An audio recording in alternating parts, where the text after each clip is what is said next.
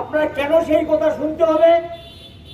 মন্ত্রীরা যদি নিশ্চয়ই ন্যায়ের উপর দাঁড়িয়ে কোনো নির্দেশ দেয় সেটা অবশ্যই মানবেন। সরকারি নির্দেশ আপনাদেরকে পালন করতে হবে।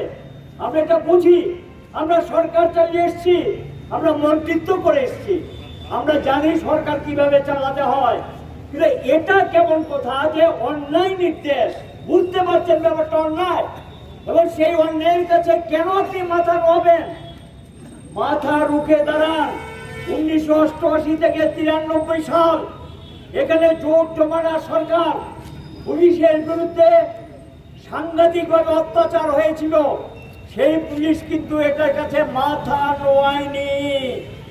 পুলিশে সেখানে আমরা দেখেছি প্রতিবাদ সংগঠিত হয়েছে, আন্দোলন তৈরি করেছে, তার পেছনে ছিল গণতান্ত্রিক মানুষ, এবং সেখানে আইনের পক্ষে পুলিশ সেখানে একটা ভূমিকা নিয়েছে, এবং কিছুটা ভূমিকা নেওয়াতেই 1993 সালে এই অত্যাচারী শাসনের অবসান হয়।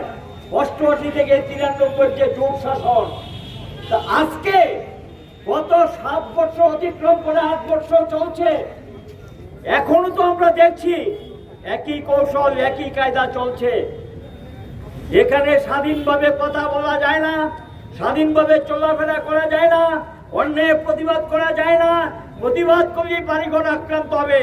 থানায় এফআইআর করলে সঙ্গে সঙ্গে খবর দিয়ে হয় তোমার বিরুদ্ধে এফআইআর হয়েছে, বা তার বাড়িতে হামলা হয়, উচ্চুতি হয়, ভাঙচুর হয়, সেখানে গিয়ে বলে মীমাংসা করে নাও।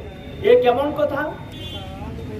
এফআইআর করার পরও সেখানে আসামি গ্রেপ্তার হয় না, সেই আসামিকে বাধ্য করে এফআইআরটা উচ্চ করার জন্য গোটা জিরানিয়া মহকুমা এলাকা, ভয়ানপুর বিধানসভা কেন্দ্র, মজলিশপুর বিধানসভা কেন্দ্র, মান্দাই বিধানসভা কেন্দ্র, টাকার চলার একটা অংশ, সেখানে মানুষ এফআইআর করতে পারে না।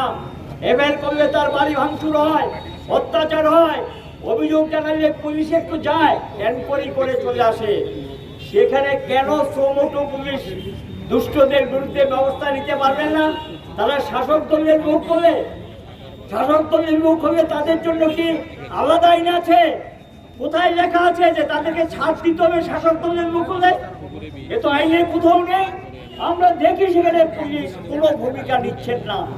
আমি পুলিশকে দোষারোপ করার জন্য কথাগুলো বলছি না, বলছি বাস্তব ঘটনা, মানুষের বুকের ব্যথা, মনের কথা, তার যন্ত্রণার কথা আমি তুলে ধরছি। আপনাদের কোনো ব্যক্তির সঙ্গে আমাদের কোনো সমস্যা নেই, কারোর সঙ্গে কোনো সমস্যা হয়নি আমরা, কিন্তু বক্তব্য আপনি তো রক্ষক হিসেবে মানুষকে রক্ষার দায়িত্ব নিয়েছেন, সেই দায়িত্ব তো আপনাদের পালন করতে হবে। ভূমিকা নিন। আপনি ভাবছেন চুপ করে থাকবেন, একদিন আপনার পরিবারের থেকে রেহাই পাবে না। আজকে কে রেহাই পাচ্ছে? যারা এই প্রতিবাদ করছে, যারা সত্যের পক্ষে দাঁড়াচ্ছে, তারা কেউ রেহাই পাচ্ছে না, এবং সবাই আক্রান্ত হচ্ছে। প্রতিদিন নারীরা নির্যাতিত হচ্ছে, ডেড বডি পাওয়া যাচ্ছে, আসামি গ্রেপ্তার নেই। খুন খারাপি হয়, আসামি গ্রেপ্তার নেই। শুধু জিরানিয়া মহকুমায় 3 থেকে 3,500 পরিবারে বাড়িঘর ভাঙচুর হয়েছে, লুটপাট হয়েছে, তছনছ হয়েছে। কোনো আসামি গ্রেপ্তার হয়েছে কিনা আমার জানা নেই। কিন্তু বামের আমলে শাসক দলের লোক অপরাধ করলে গ্রেপ্তার হতো, তাকে জেলে যেতে হতো। এটাকে বলে আইনের শাসন। কিন্তু এই রাজত্বে কোন বিজেপির লোককে গ্রেপ্তার করেছে এই অপরাধের জন্য, অন্যায়ের জন্য আমার জানা নেই। এসপির কাছে বহুবার গিয়েছেন আমাদের পার্টির পক্ষ থেকে, উনি শুনেছেন, কিন্তু ভূমিকা দেখা যায়নি। কিছুদিন আগে ডিসি সাহেবের উদ্দেশ্যে আমাদের জেলা সম্পাদক একটা চিঠিও দিয়েছেন, শুনেছি কিছু এনকোয়ারি হয়েছে। যেটা সত্য সেটা স্বীকার করে নিচ্ছি, পুলিশ গিয়েছে তাদের বাড়িতে, শুনেছেন বক্তব্য। ইস্যুটা কি সেটা আমার আগে কমরেড রাধাচরণ দেববর্মা তিনি পরিষ্কারভাবে ব্যাখ্যা করেছেন।